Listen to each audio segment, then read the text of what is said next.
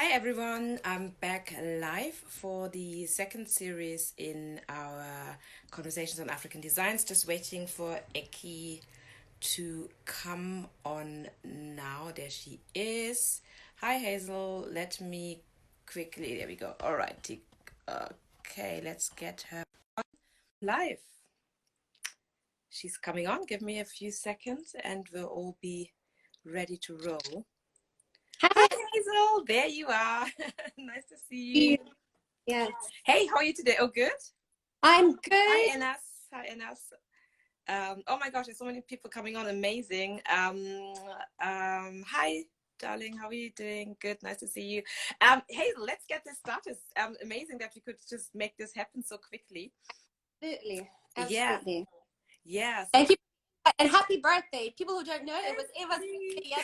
thank Happy you, birthday. thank you, thank you. I normally keep it a secret, but you revealed the secret on Instagram yesterday. Hi, Emike. How are you doing? Hi, Ems. And there's Ems and Emmy coming on. She's a friend of mine. She said she wants her daughter to come in to listen to our conversations because she thought it could be quite inspiring, especially for also young girls to see how women do it. Thank you so much, Enas. Thank you very much. Very, very kind of you. I need to speak to you, Enas. I'm gonna give you a call or reach out to you next week, Enas, because I want something to discuss something with you. Anyway, let's get this started. Hazel and I have been friends for many years. I don't know how many years we've been friends, but also have been running our businesses alongside each other. And I thought it would be really nice to bring her on. So let's just start how we met. Hazel, do you remember? Actually, no. Introduce yourself first for maybe the viewers who don't know you, who you are, what you're doing. Thank you so much for all the lovely birthday wishes, by the way. So my name is Hazel and my brand is Eki and been running for about 10 years. It's a print. So I'm a print designer. I design collections that tell stories, African stories on silk. So the fabrics that we tend to use all the time are silk, and tell African stories on these fabrics. And yeah, that's pretty much it. I mean, it's ready to wear collection, mainly predominantly for women, and yeah, that's pretty much sums it up. Yeah. Yeah, no, so Hazel's a great designer. I mean, you're playing it very, very safe. She's been stocked in Selfridges, shown at Lagos Fashion Week, London Fashion Week. Her designs are absolutely amazing. And the reason why I thought it would be great, because we have actually similar stories, but also through my designs, obviously we are using African-inspired designs. And I think Hazel was one of the key people who also taught me to design my own fabrics and just take things in my own hands. So let's just give people an insight how you started your company. I'm going to actually start it because I think it was quite interesting, because I remember we both had I was pregnant. Hazel just had a baby. It's a long time ago, almost 13 years ago. It shows how old we are in real life. And we were meeting on Portobello. So I was heavily pregnant. She had her little one back then, and she said, like, "Oh, I've got this idea. I've got this design idea which I want to do. Can I run it by you? I just want to get your opinion." I was like, "Oh my gosh!" I actually had something which is now even like in my mind back then as well. And so Hazel, you told me about the idea, what you want to do. And I think that kind of gave me the confidence to just do it. So, I was like, but how are we going to do this? How is it going to be possible? And, the market is so oversaturated. And you said, just do it. And I think this just do it, you said to me back then, really gave me the confidence and the kind of passion and power to do it, and I'm forever grateful for that. But I think you're very quiet person, but you're also a doer. So tell us a little bit how you started your company and what made you move from a corporate job into fashion. Okay, so I spent about 8 to 10 years working in the corporate environment. So I worked at JP Morgan, Barclays, and worked within marketing. So nothing fashion orientated at all. And for me it was a job, but it wasn't passion. I just felt when I was pregnant with my first child, I had a conversation with a friend of mine, and she talked so passionately about what she did in the creative world. So she was in directing, in film directing, and I just came back home that day and I thought I need to find something that really drives me, that really shows sort of that passion about what I'm doing. And so I just tried to sort of like look inside and see what was it that I could do to bring that out. So it was we started with my daughter's just come in. We started with with existing. So I looked onto the market and I looked at what we actually had in terms of prints. So we have beautiful African prints, but I just felt we didn't have it on silk. I thought it'd be a nice idea to sort of reinvent it and also tell it sort of from an African perspective, story on a new fabric, and also just our story. So I just initially we started off with the existing prints and created prints that were very similar. But then I thought, no, we have to do something that is a little bit, that actually has something that is more unique to the brand. And it was something that it was very much, I worked, so I don't know if I'm probably going too much into depth now, maybe because these are questions probably that will come in later on. Yeah. But if you want to, I can still continue. Sorry, one second. My daughter, just 1 second. That's the life as a mompreneur. You know what? That's what we're going to talk about in a second, because we have to juggle both sides. Go on, darling. We know how it is. I think everyone understands. Yeah. Can you take this away, please? So yeah, so anyway, so having no fashion background at all, having, it was something that I had these all ideas. So it was something that I had to just translate into, can you please go out, please? Oh my gosh, Hazel, it's I love that because it's so real. I know, I told her not to come in. To like literally, yeah, that's a juggle. That's the real deal. What we have to deal with. Go on, darling.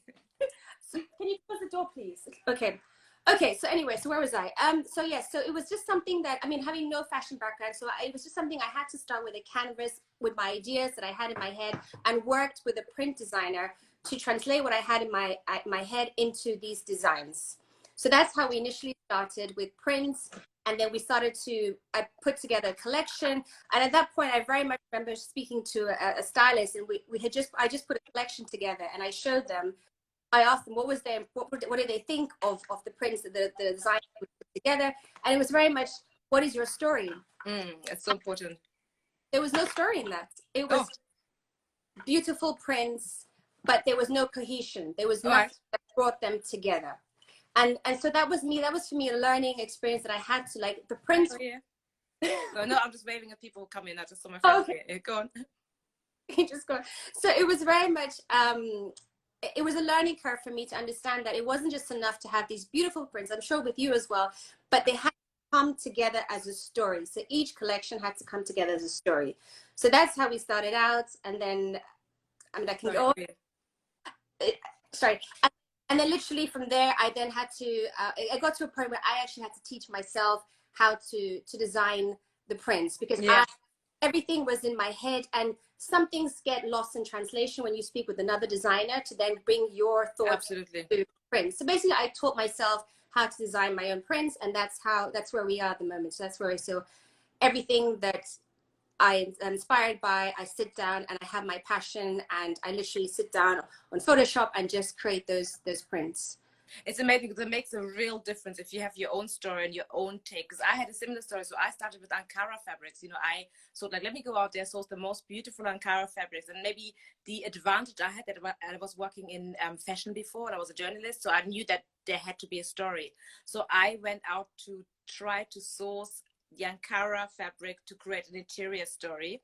And yeah, it worked really well. So for me, in the first season, Selfridges, Liberty, they all picked it up. It was it was amazing. I absolutely loved it. But then I very quickly came to the point that I could not find the right quality fabrics. I couldn't find the right prints where I could continue the story and work into the next collection. So I also very quickly then came to the conclusion that I had to design my own prints in order to really tell the story that I want to tell with my prints. And I think the story is super, super important for all of us. I mean, I spoke in my kind of Instagram TV series about that as well, that, you know, the story makes the difference. If you have a story to tell, people will, see it, and, people will take notice of you.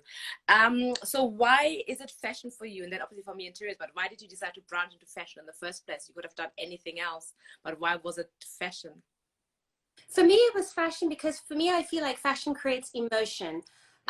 Being, as you know, I'm quite an introvert, quiet person. And so for me, when I use garments, I use fashion to be able to get that confidence, to get that, to create that mood and to create that emotion in me that maybe will give me that confidence to walk into a room and out. And so for me, it is very important that it's just the garments. It's amazing how you can transform your current mood by wearing certain fashion statement pieces. Yeah. And it's me, it also was a canvas to be able to tell these African stories. I'm a very visual person, and it's just something as a canvas that I use to tell these African stories. And what better place to have it than on the body? So you're carrying these African stories on the body as the fashion statement piece, and that's why I chose fashion. Yeah. Right. For me, it was interesting because I had the same feeling about the home because I was working in fashion, and for me, I always, even having been working in fashion for many years, I studied fashion, went to London College of Fashion to do my MA in fashion journalism. So I was always in the fashion world, but for me, it was, I really want to express my African story in the home. So I wanted people to take it home. And I think I express myself better through design than through fashion. I love fashion. I've always been into fashion. I follow fashion. I buy fashion. But I didn't feel that I want to create fashion. So for me, interiors is another very, very great way of expressing yourself. Absolutely. Yeah. Yeah, I think they both work in hand. Let's talk about our journey. So I've got a little piece of paper here. I need to look it up because I don't have it all my. Let's talk about our journeys as African print designers. Why? I think you explained it already. Why you are printing your own designs, but tell us a little bit about the print process. I get so many people who come to me. It's like, how do you print? What's the process? How do you come up with the ideas? Can you tell us something about the process you use as an African print designer? So revealing your secrets. Hi, hello Tolu. There's so many amazing people joining. Thank you so much for coming in. Right, like I said, there are prints on the market currently, and I just felt there was room for more people to tell the African story. Mm-hmm. It was just my interpretation of my Africa, of my continent, how I see it through my lenses, my journeys, me growing up there, and just taking snippets of that and just putting that onto a nice canvas and telling those stories. And I've always been inspired by nature and culture.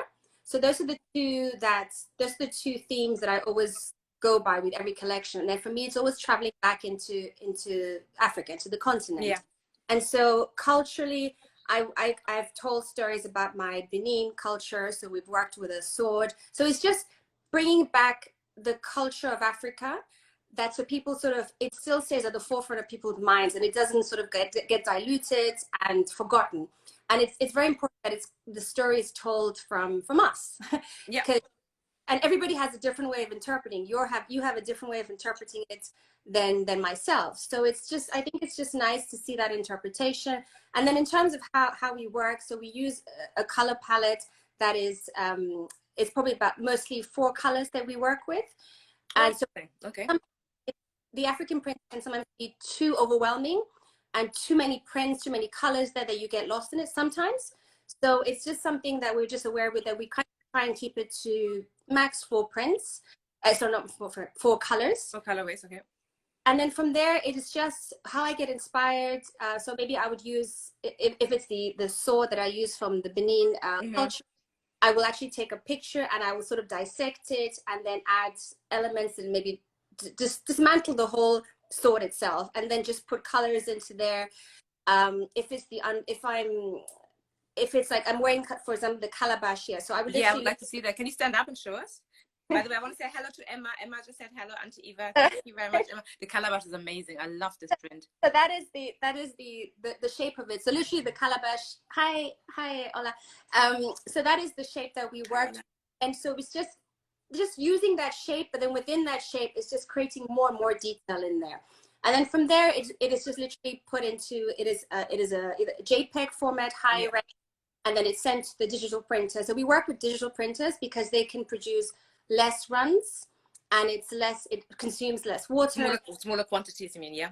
Exactly. Yeah. So smaller quantities and less water usage. And so then from there, so the fabric is literally at first created and then it's printed, and that's how the process. Yeah, it's interesting because mine is similar. It's a bit different because I start with color. So my first take is color. So before I even design a collection, I have the colors in my head. So I'm not going to show you, but I've got literally like the Pantone color sheets. I've got like color sheets for my printer. So I go to B&Q or to Homebase and take all the color things, and I create a massive color palette for myself first, because for me color is the essence before I start with the designs. And then for me, I I'm mainly inspired when I'm in Nigeria, I have to say that, when I'm anywhere mainly in West Africa and Africa. That's why I see things. So I love architecture. I love everything you see, you know, on the streets around you, structure, buildings, nature. I mean, literally everything. And then for me, things just come. And I always say to people, I have,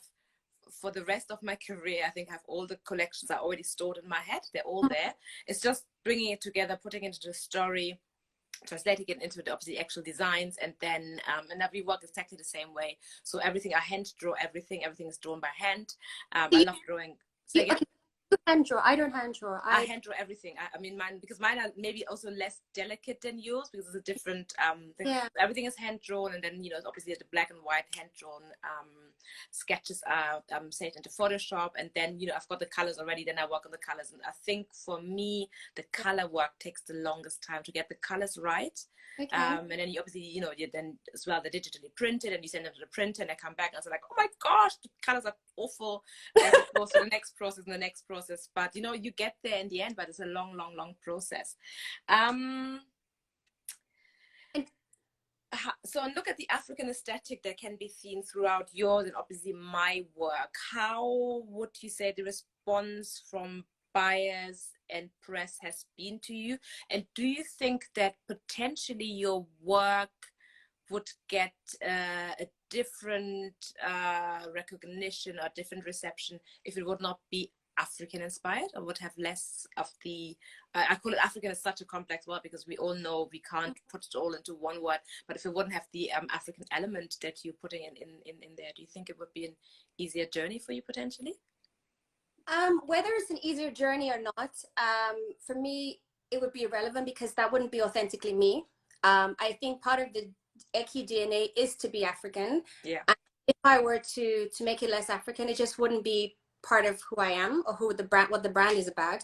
And so if press and buyers would come to the brand, particularly because they're drawn because of these African prints, and I wouldn't dilute it in any shape or form just to please them. Of course not. That is because then for me, that I'm not their market. I'm not what they need to be writing about. Then they need to probably go to a different designer. Like, I feel like I can only tell my story passionately if I'm passionate about my designs, and the story and everything is authentic to who I am. And the African story is just part of this DNA, and I just don't feel like I could change it. Or it's, even if you were to say you would get more sales by diluting it, it just wouldn't sit right with me. Absolutely. For me, it's really interesting that I often get asked by buyers and by a lot of interior designers. I've worked with an amazing interior designer. He said, like, I really like your work, but for the next collection, could you design me a Mediterranean collection? And I was like, okay. He's like, yeah, I want something more Mediterranean inspired. And I really got that he didn't get me and the ethos of my company, because I find that, as you said, I would never compromise. My work is unapologetically African. Not everybody likes it. Some people come, and, you know, you do the trade shows, not so, you know, they walk by and they're like, oh my gosh, it's too overpowering, or so this, or doesn't work, or you know what, it's like, and I get a lot of feedback from people who say like, oh, could you do that? But I think for me, it's also really important to stick to my story. We just have a question. I'm currently working on my first print collection. I've been using Adobe Illustrator and making my designs. It's been working so far, just not sure how they will look after printing. I have not worked with Illustrator at all. I work in Photoshop. I think it's the same to you. I work with Illustrator as well. Do you? I don't see much of a difference between Illustrator in terms of the printing. It's pretty much the same as what I've given them. But if you're unsure of how the printing would come out, I would say then just to do a print run of like 1 meter or half a meter. That's what I always just do, a print run to see what it looks like. And if you're happy with the colors, then you can go ahead and print more. Yeah, I think also the print run is really important, because if you know, I may be 100% sure. I actually normally like compress it all to 1 meter and do different, you know, things, and then you see it either work or didn't work, or it doesn't work on the fabric, or this color doesn't work. So it's really important to do the print run and just try. I mean, it's a matter of really just trying. Let's now talk about lockdown. How are you coping during the lockdown, dear Hazel? Especially working from home. You normally work from home in general, but having the kids around, I just saw their hands coming up in the back, etc. with the kids around. How has that been for you as a mother and business owner, combining everything at the moment? I'm sure very similar to you. I mean, I know for some people it's complete bliss to be able to stay at home. For others, it's a complete nightmare. And so we have to be sensitive to the differences people are experiencing right now.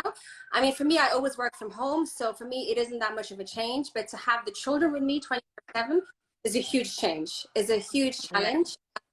Because I'm having constantly to make sure that they are logged in, to make sure I remember all the passwords, the links, they're locked in. They're logged in. You do mean locked in, isn't it? Sorry, what? The logins. So they're logins. Oh, locked into their work. I was like, oh my gosh. No. Locking up the children. No, I'm not. I haven't got to that. No, they're locked into their work programs at school. Yeah, the online schooling, basically. Exactly. It's not even just that. I mean, sometimes they have after-school tuition. I know. And what digital platform they are on. Is it Skype? Is it WhatsApp? Is it Zoom? Like all these different. And then I don't know. It's very different. But also for me, I also feel like it's a personal sort of like. I feel like I'm constantly under the camera or surveillance, because I feel like I walk into a room and it's suddenly a Zoom class, and I'm thinking, oh my God, am I dressed properly? Am I appropriate? Like, can they see me?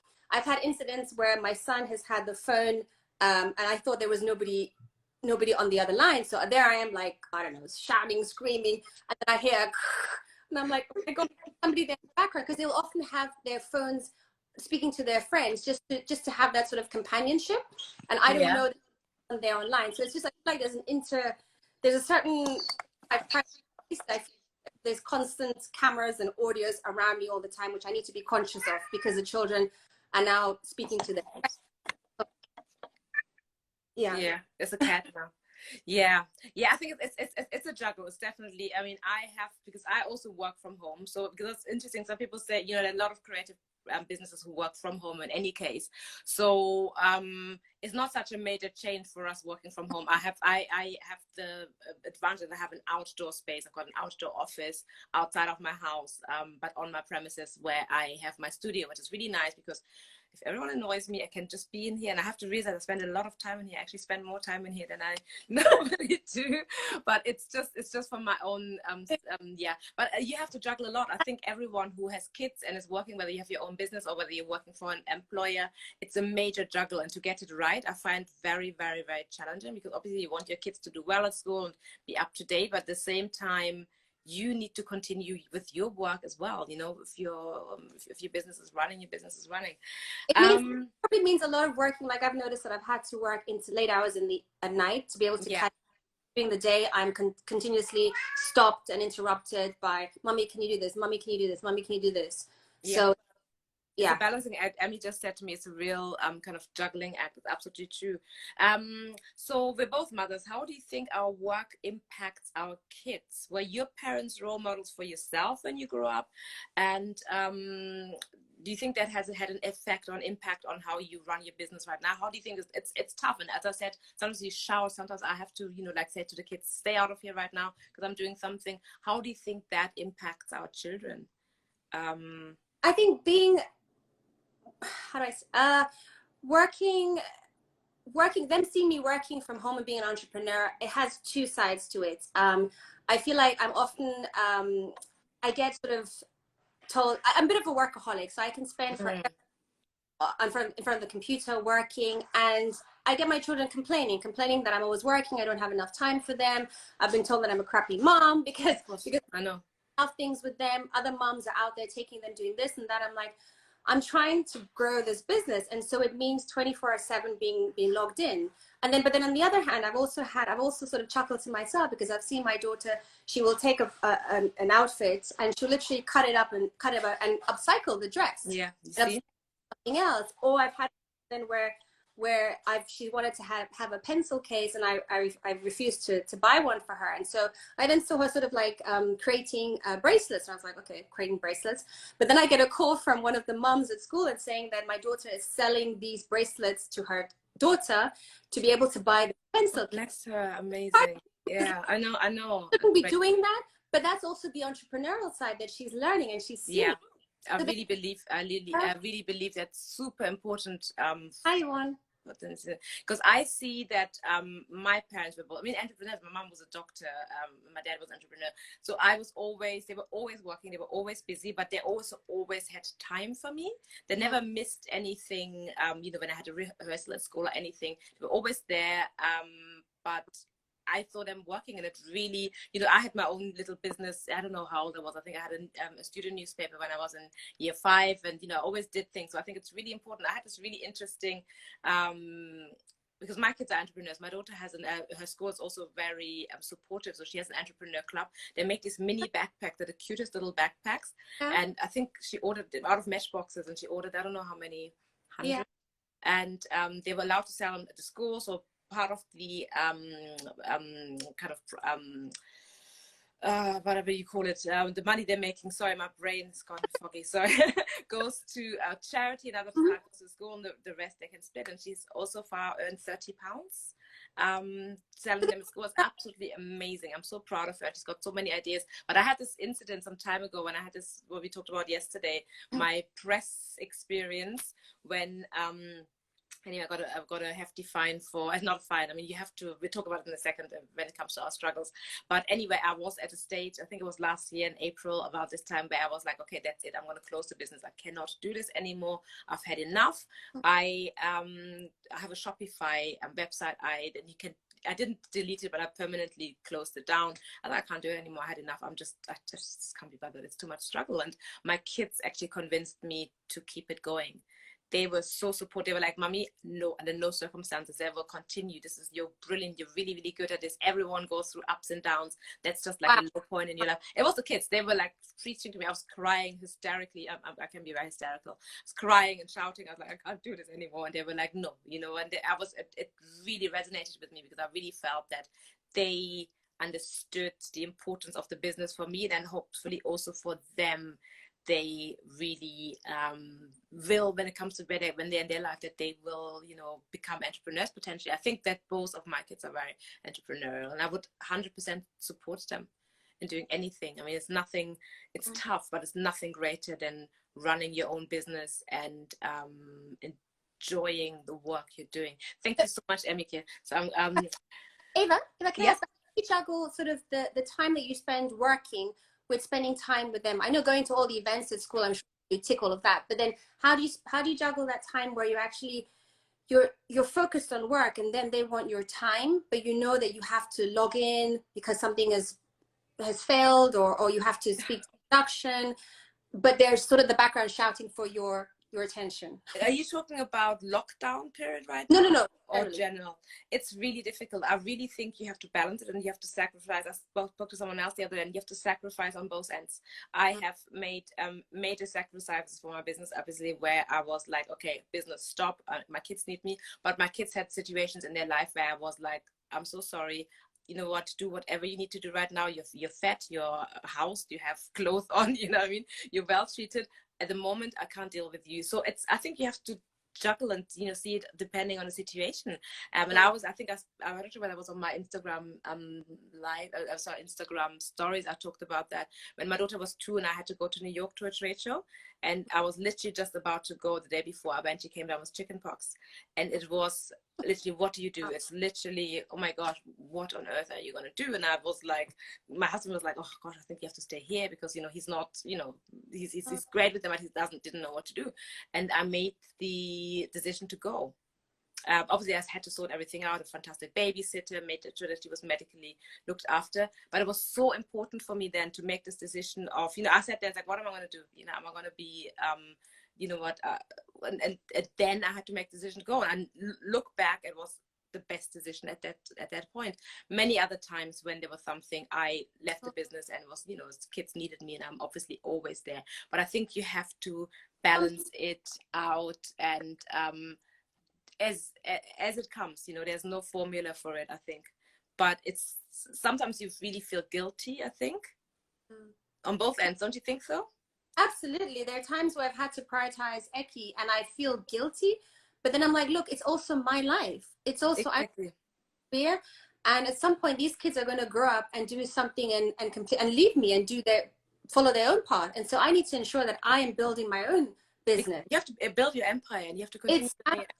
And sometimes it means there's a sacrifice, and it's just absolutely. And I think you really have to take it day by day, case by case. Of course, it's a no-brainer that your children and family will always come first. But you know what? Thank God, you know, if it's decisions where you can make a choice, then I think it's important to be honest with yourself, because some people, I had some other mothers, you know, I mean, especially some non-entrepreneurs saying to me, oh, don't you feel guilty? Don't you feel this? No, I don't. I'm sorry. You know what? I'm going to Paris for a week. And I used to be, in the beginning, when I used to go for the trade shows, I used to go a day before, but I used to come back, you know, literally sometimes the evening of the trade show because I felt so guilty. Then I was like, no, I'm going to go an extra day before to order to set everything up so that everything's nice. I'm going to spend an extra day in town because I may have meetings, or I may just want to have a coffee, stroll along the Seine, and, you know what, hang out a little bit. It's just for me, and I'm doing this. So what new strategies have you implemented in your business during this pandemic? Very interesting question. Hazel, do you want to go first? New strategies. I mean, I think everybody's been talking about the shift away from brick and mortar in terms of like not having this sort of third party to sell and distribute your clothes, which is something that it's not a model that I think that is feasible for these for small companies. And I'm so glad that we're slowly shifting away from that. So, but it means that you're going to be selling a lot more directly to your clients. So I'm looking at the moment to how to, the platform that we have, the website, how can we make it more engaging? How can we personalize it? How can we make the experience when people come onto the website a lot more user-friendly and more personal? So that's one of it. I mean, for me, it's the fabrics. The fabrics also, that's also very important. I won't change the fabrics that I'm using, because in terms of it's a natural fiber. I've had people say, well, you could increase your profits by introducing polyester into silk. No way. I'm not going to do. I'm going to stick by that.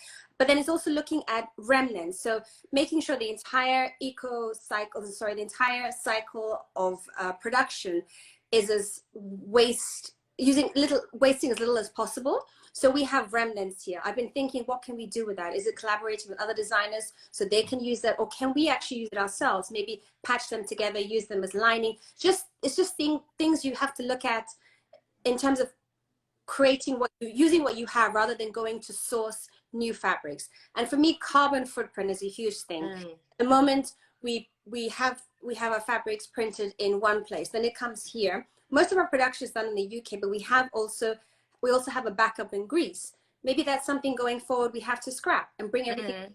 It's just, even if it means the pricing goes up, but we're trying our hardest to reduce the carbon footprint. And then just in terms of our styles we kind of have styles that don't use too many accessories, like, just not too many accessories. And so that is important to have styles that can sort of span over different sizes. That in itself would allow you to have less inventory. And just having created maybe more loungewear, looking at that because we're spending more time indoors, maybe creating more loungewear. So these are some of the steps that we're looking to implement going forward. I don't know about you, Eva, what you were... Yeah, for me, it's actually, that's all part of the discussion. But I think for me right now, first of all, we're on Instagram Live. Hello. I've never done an Instagram Live before, maybe one or something like this. But I think for me is like, I suddenly realized, and I think as an entrepreneur in these times, everyone had to act very, very quickly. And so much stuff has become available, which wasn't available before. For me right now, I feel like I really want to be closer to my audience. You know, I want to be more seen. I've also realized, I mean, for me, for example, we have the wholesale side of the business where we sell to department store stockists, and then we have the direct sales. I've always been focusing more on wholesale and trade customers than my directors.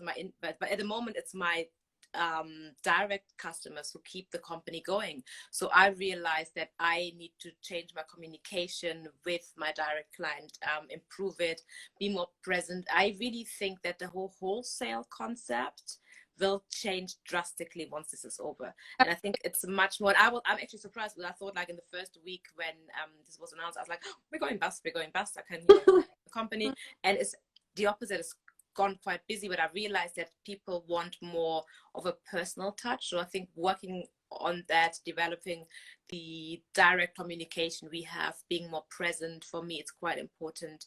And I feel really confident and excited about what is to come in inverted commas. Obviously, it's going to be devastating and everybody's kind of scared of the future. But I think for me as an entrepreneur, all the things that I have learned, the things that I have done, which before I may have been too shy, or maybe shy is not the right word, I'm not really shy, but maybe, but maybe I would have been too, you know, I was like, oh, you know, I don't want to be seen, I don't want to do that. I think there's a lot of things which you had to adapt to very, very quickly, which I think we're all doing. And I think it's a great way to see how fluid we are and how we can adapt to situations and hopefully make the best out of it. I just really hope. You never know what's gonna come out in the end, but it is when we come out of this. So it's really utilizing this time to make sure absolutely structurally in place, because it is going to be tough when we open. It's going to be very tough. It's going to be very tough. I mean, you know, some of my, I mean, I cleared my studio now. I took some stuff from my warehouse.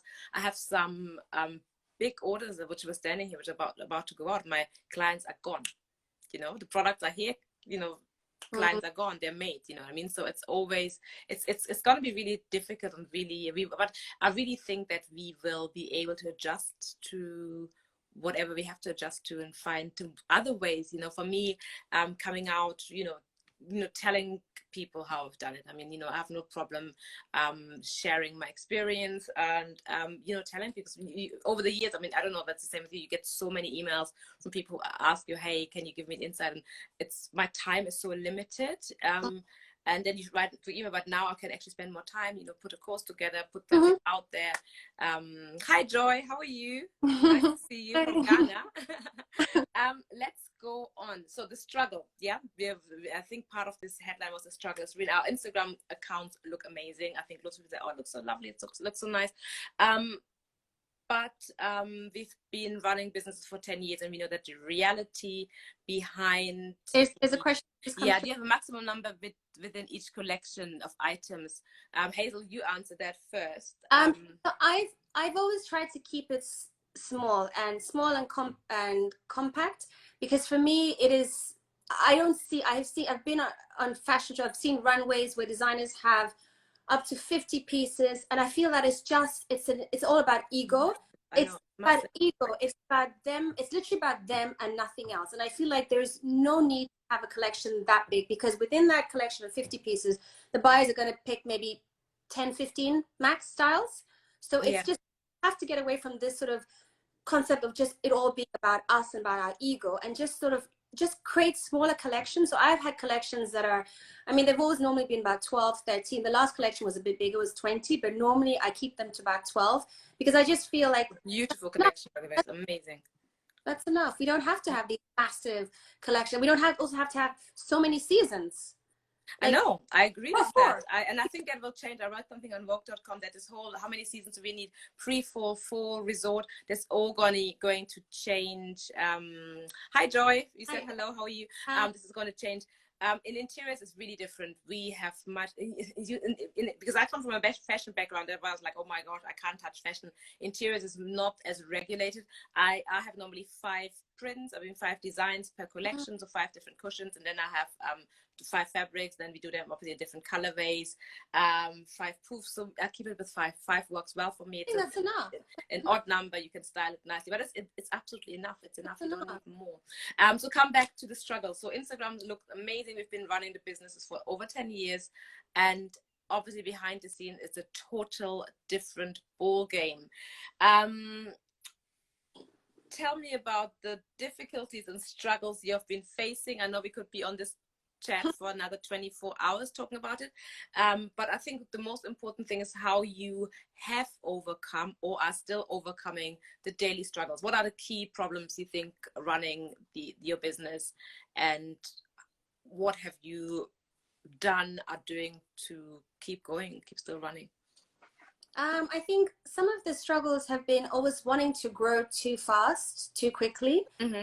For the beginning, when I started this company, I just could have jumped onto any and every platform that came about, and not really thinking it through. This was a platform that would translate to sales, or I mean, I've lost a lot of money buying into or being sold an experience that was going to promise me X amount of exposure, and at that I bought into it. I wasted tons of money. Right now, if someone were to come to me with that sort of package, I would tell them to piss off.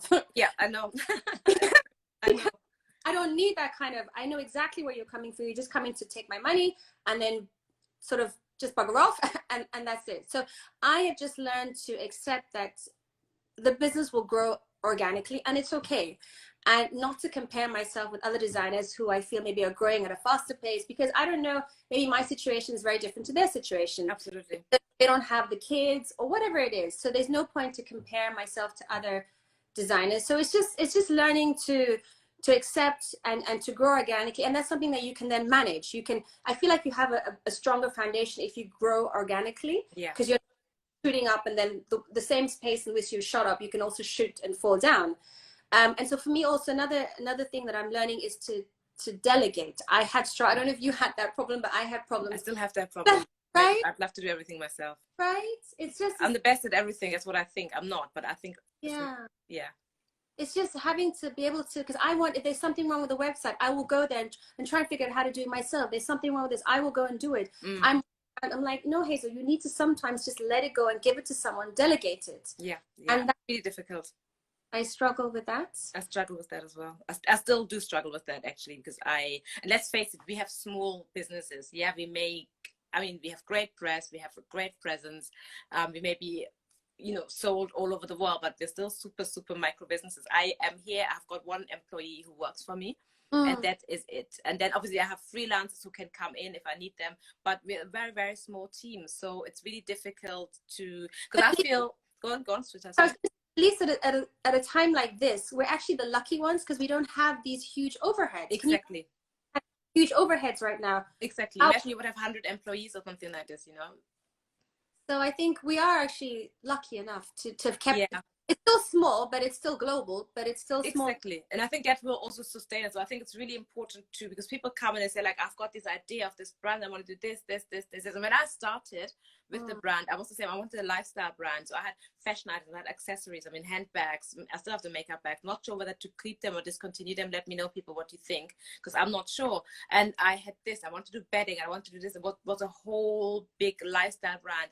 And I really quickly learned that for where I am and who I am, that was too much. My capacity was too much to manage. So I really narrowed it down on only interiors. And that's what I'm passionate about. And you know what? I'm making it smaller and smaller to only focus on the key items. But I think the struggle is, there's so much struggle when you're running a business. Every week, thank you. Oh yeah, I'll keep them. Okay, so you just asked the question.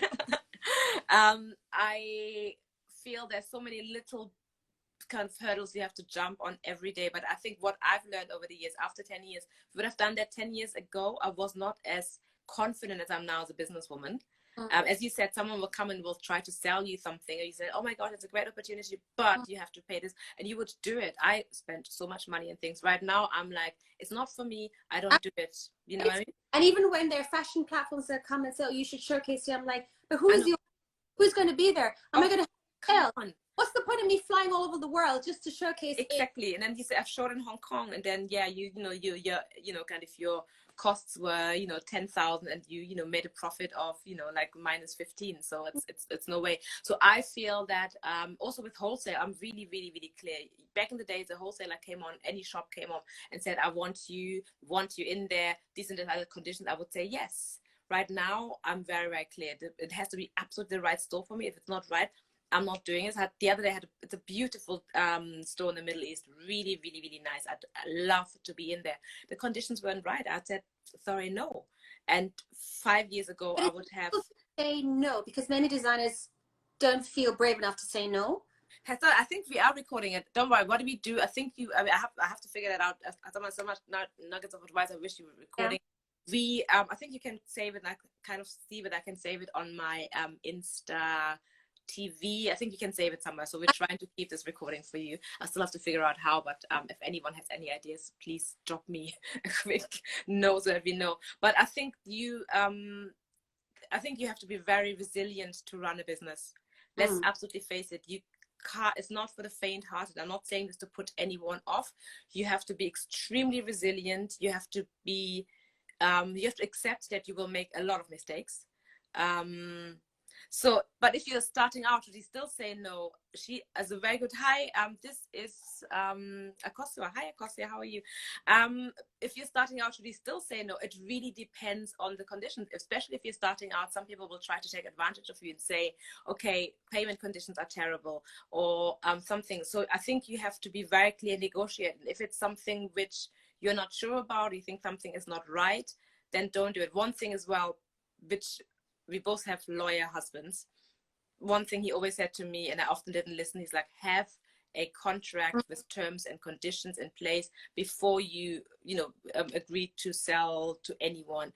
It can be a one-page document. I mean, I have to double check someone. If someone wants an idea of a draft, email me. Have your terms and conditions, because often people, especially if you're starting up, you're the last one on their kind of food chain, and they will pay you last, or they will do last. I remember one of my first, I think it was about three years into the business, I had a major client in Switzerland. I mean, it was a department store chain. It was I saw the money, and I was like, okay, it was more than I've ever earned in my life. It was a really, really good sale, but their payment conditions were 90 days. Hi, Maria. 90 days after delivery. 90 days. This is 3 months. So I had to produce all, and I was like, I really, really wanted that retailer. And you know what? I was, in hindsight, I'm really happy that I got them, but it was a major struggle because, 90 days, times like this, I do 90 days, the client goes bust, you will never see your money. So really make sure that you have pro forma payments in the beginning, even if it's like they say, you're little nobody, have your pro forma payments, have your terms and conditions. It's really difficult because people, I wouldn't say will take advantage of you, but it's so easy to slip through. Hopefully not, but you just have to be very aware of all of the sometimes broad spectrum. Or just for press, sometimes you just have to maybe make sacrifices just to get that little initial press boost. So if you were to be stocked in this thank you very much, Yvette. So just as we can say it when Instagram finished, and then it gives you the option. Thank you so much, Yvette. We'll do that. So we're novices, new to that. So we will do that. Thanks, Yvette. I love your work, by the way, Yvette. It's really, really beautiful. Really, she's an artist, painter, beautiful work. I think resilience is important, and I think it's important to know, what you're doing. Don't let them take advantage of you. Okay. So the next one, what have you learned from these struggles and experience, and how have you changed as a person, but also as a business person over the years, Hazel? There was a question someone asked me, how have you changed as a person? So as a person, I would say I've come more out of my shell, a little bit more out of my shell, because fashion is you have to be able to be in the limelight. So whether it's with interviews, whether it's on fashion catwalks, you have to be able to have that confidence. So I feel like as a person, I've learned over the time to become a bit more confident. And as a business person, it's not, I've learned how to reduce. Hi. So as a business person, I'd say I've used this platform to be able to learn to reduce production costs. So for me, initially when I went in, I was just about, okay, let's produce, but I hadn't really thought through, okay, how can we reduce the production costs, but it's still keeping it with making sure that there's still an ethical side to it. So it's very important that it's not just about scrutinizing and keeping the costs as low as possible, but to be able to still to work with great relationships with the people that you work with. It's hugely important. Super important. And for me as a business person, also to try to create aesthetics that can work over different sizing. So you're reducing the inventory that you're having. So if you're creating styles that sort of can lend itself towards different sizes, so you don't have to have so many. I mean, you don't have that problem with cushions, but within fashion you have to have no. Okay, I never thought about it in that term. So that you have which fits different. Exactly. Creating designs that sort of can accommodate more sizes. And so you don't have to do all the small, medium, large. Interesting. I never thought about it from that point of view. Yeah, makes sense, of course. Also, it's okay. I always thought for every collection you had to reinvent yourself and bring new styles. And so again, that was another learning curve that I was like, okay, no, just in order, just bring styles that you've brought in before and just change them up with prints, and that'll change the same. Right? So people can see that this is consistently the same sort of brand. You're not diverting yourself too much. And so they know it's just going to be a change of prints, not completely a change of style. And that in itself the cost down, because for every new style you have to pay for patterns. So it's just something that you just learn over time. Yeah. So that's it. Yeah. That's really interesting. And I never thought about it from this point of view. So for me as a person, I mean, I think everyone who grows older over the years, I think not everyone, I don't know whether I felt like I've grown much more confident as a person, and as a businesswoman I've grown more almost, I'm more at ease than I was in the beginning. When I started this business, I was like a baby shark in a tank, like a piranha, like literally, like and I'm still a shark. I'm still active, but I think you really calm down. And I really feel that as a businesswoman, I always knew what I wanted, but now I really know what I want, and I know what I don't want, and I'm really, really clear distinguishing it. Say again? And you're happy to say no. I think you've like absolutely. At the beginning, everything was yes, yes, yes, yes. Yeah, we said yes to everything, and we're like, there was an opportunity, and you were like, let's do it. And someone said there's a fantastic trade show somewhere, and I was like, I've got to be there. And now, and I felt if I wasn't there, I felt like I was missing out, and I felt really bad about it. And I thought like, oh, I'm not. So I think as a you really, really calm down. I think I'm a better business person. I think I understand my industry, my company. It's like a child. I mean, your company is, you're so close to your brand that I feel, we're kind of one. We work together. It embodies me and I embody my brand. I think we're just like, Siamese twins, but I think it's really, really important to feel really comfortable. I really feel that I think as a business person, I love my job more than I loved it. It's not a job. I love what I'm doing more than I loved it when I was in the beginning. Right now, so many things come much easier to me, and I think that's the sign of. I'm really happy about that. I'm actually really, really happy. I feel really blessed, and I feel very positive. Don't get me wrong. Not every day is good. There are days when I just want to bring this press story in. Anyone listens who because so what are your long-term goals? Where would you like your brand to be in the future? Hazel, over to you. What are my long-term goals? I mean, I'd like to see, for me, I'm as a print designer, I'd love to see how my prints can be diversified and be used. I mean, at the moment they're used within fashion, but maybe over the long term, they could be used in other areas. So it's just how that can evolve, the prints, how they can evolve into different sectors, maybe different areas. So for me, I would love to be able to expand on that, whether it goes into interior, I don't know, or into something else, but it's just something that I'd like to expand with. And for me, again, where would I like to, I would love to do more with, I would love to be able to do more in Africa, but the way the fabrics that I use at the moment are silk, and we don't have the mulberry silk in Africa, and I don't think, to my knowledge, we can print in Africa yet. In West Africa, there's certain markets in Africa where you can do digital printing, but in terms of the costing, don't worry, you're not asking too much. Don't worry, you don't ask too much. Keep on asking. We love questions. Sorry. So that is something I would love to. So I would love to maybe diversify and to be able to maybe even just some part of the business to work within Africa, whether it be working with a community in Africa, maybe it's printing on cotton and doing certain things that we can do in Africa. That would be my passion. I'd love to do something. Yeah, that's really important. I think it's important, that we bring, because we get a lot of, So for me, it's interesting because I've listened to a lot of podcasts, and I've got some amazing mentors. And someone said to me, at the moment you've grown your business, you now have to scale.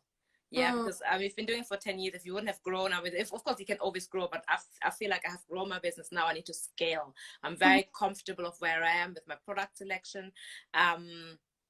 So I want to continue scaling, basically increasing sales, but not just to make more money, but also to, I think for me, it's really the passion still of having an African inspired, I call it, aesthetic on the luxury market. I think I still have a very, very much longer way to go. And many other designers who are there with me or came after me or before me, I think we all still have to work with us. It's still quite difficult to get our aesthetic to where I think we want to be. And then coming back to producing on the African continent. So for me right now, unfortunately, due to lockdown, I've got a new collection. I'm not going to show it to you. It's lying here. The samples are ready. It was supposed to be shot in May this month.